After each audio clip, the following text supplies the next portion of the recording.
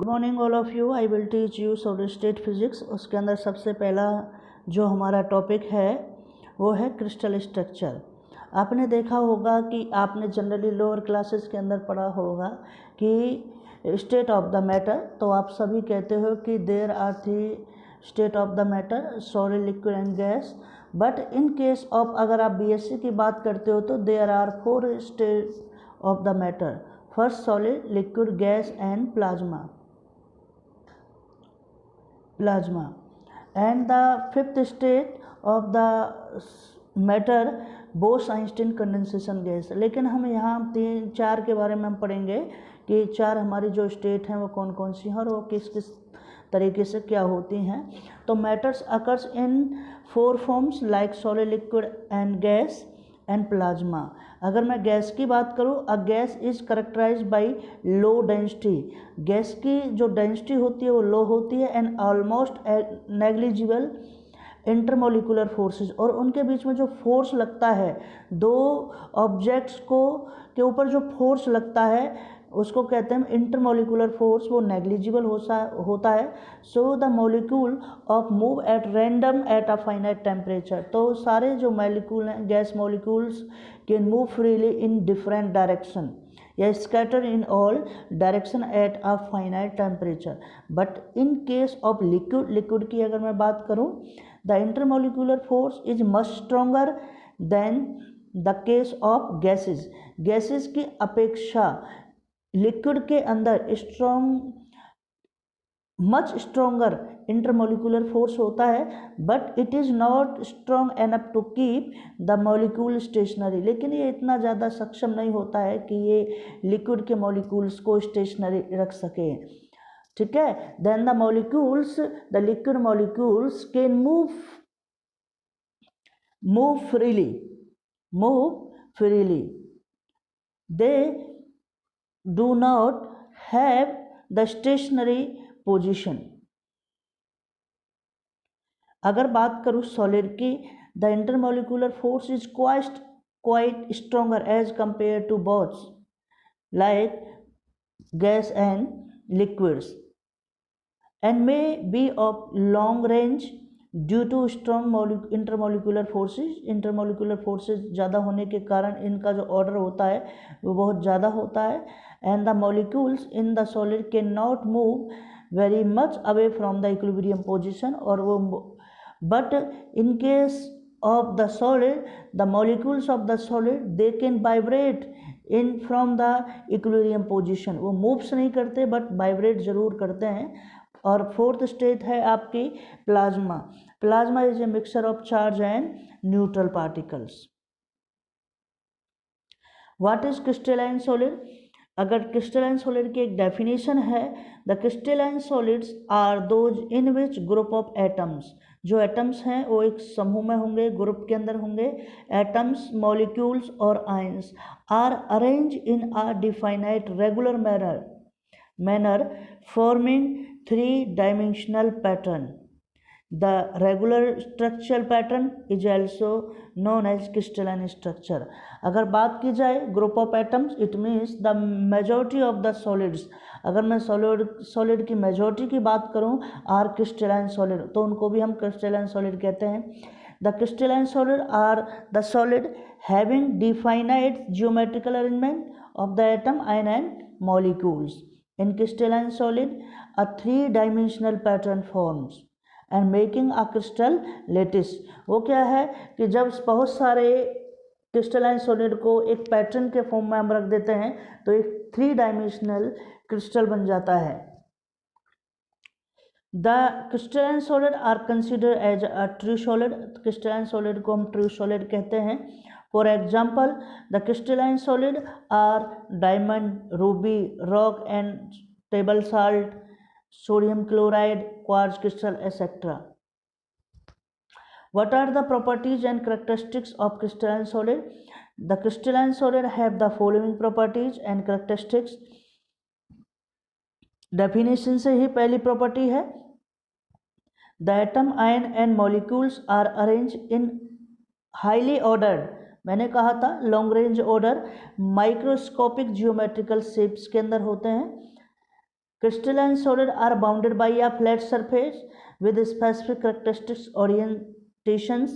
Crystalline solid they are bound to each other. Her molecules atom और molecules एक दूसरे से attach होता है, ठीक है, attached to each other. And crystalline solids have the sharp melting point.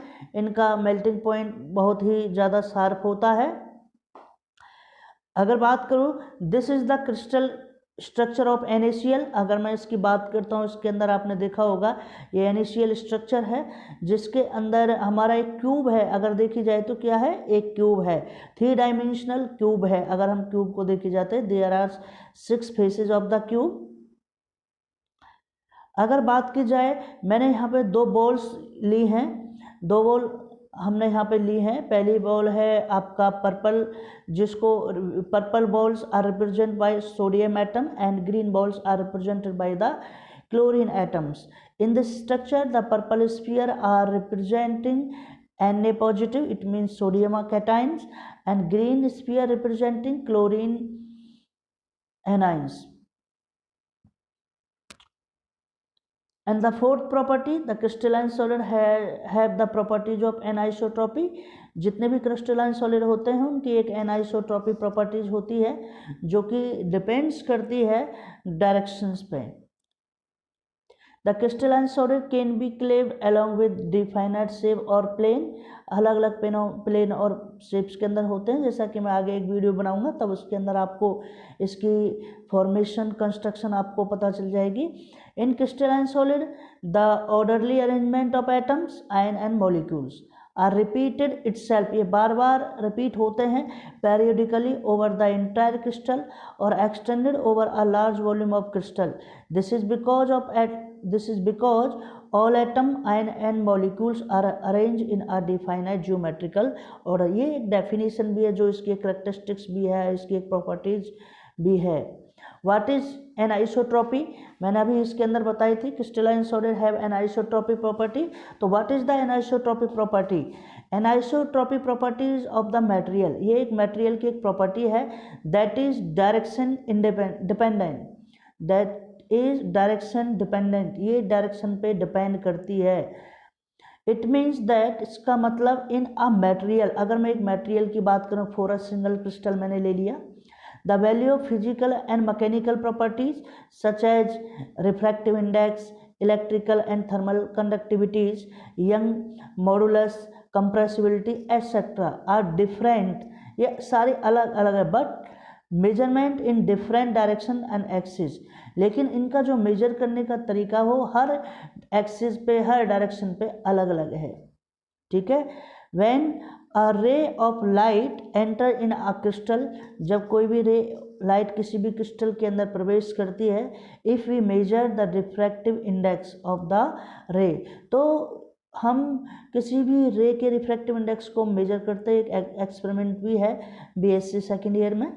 Then the major refractive index of the light is different for different direction. It means the refractive index of different color in different direction. अगर हम बात करें, अगर हमारे पास spectra बनता है जब हम किसी भी प्रिज्म के अंदर एक प्रिज्म पे एक लाइट फॉल्स कराते हैं, तो the ray of light falls on a prism surface या face of the surface, then the light is diffract due to some angle and we observe the 7 color on the screen. Then we can calculated the refractive index for different color of the prism. What is the sharp melting point? Do you know about the sharp melting point? Sharp means होता है एक ऐसा temperature जिस temperature पे कोई भी solid material melt होना start कर दे, उसी को कहते हैं शार्प मेल्टिंग पॉइंट. और मेल्टिंग पॉइंट का मतलब होता है कि कोई भी मेल्टिंग पॉइंट जिस टेम्परेचर पे कोई भी सॉलिड मेल्ट होना स्टार्ट हो जाए उसको मेल्टिंग पॉइंट कहते हैं. शार्प मीन्स होता है अत्यधिक तेजी से. A sharp melting point means the substance or material melt over a fixed value of temperature. एक फिक्स वैल्यू, टेम्परेचर की फिक्स वैल्यू होगी, उस पर वो मेल्ट होना स्टार्ट हो जाएगा. Hence the transition from solid state to liquid state will happen. Only over a fix value of temperature, not over a range of temperature. वो temperature के रेंज पे डिपेंड नहीं करती। The fix it depends on a fix value of temperature which means solid melts completely at a temperature। तो एक निश्चित तापमान पर सॉलिड कंप्लीटली क्या हो जाता है, मेल्ट हो जाता है with in a range of 1 degree Celsius, neither a degree less, ना ही तो डिग्री कम हो सकती है, नॉर अ डिग्री मोर, ना ही डिग्री को हम बढ़ा सकते हैं। ठीक है, ओके। तो बेटा आज के लिए हम यहीं पर अपने टॉपिक को फिनिश करते हैं, फिर कल हम एक वीडियो बनाएंगे। मैंने ये पीपीटी भी बनाई है और इसको मैंने वीडियो में कन्वर्ट भी कर दिया है, तो आप वीडियो भी देख सकते हैं। और इस वीडियो को देखने के बाद में अगर आपको कोई पॉइंट समझ में नहीं आता है तो आप मुझसे पर्सनल नंबर पर या ईमेल के द्वारा मुझसे कांटेक्ट कर सकते हैं, तो मैं आपको वो समझाने की कोशिश करूँगा। और मैंने इसके साथ में आपके पीडीएफ में भी इन नोट्सों को कन्वर्ट कर दिया है, तो आप प्रिंटर या किसी फ़ोटोकॉपी वाले की मशीन से जाकर उनको निकाल सकते हैं, और इसमें कोई आपको दिक्कत नहीं होगी। लेकिन जितने भी स्टूडेंट हैं इस चैनल को लाइक और सब्सक्राइब और शेयर ज़रूर करें। Okay, thank you.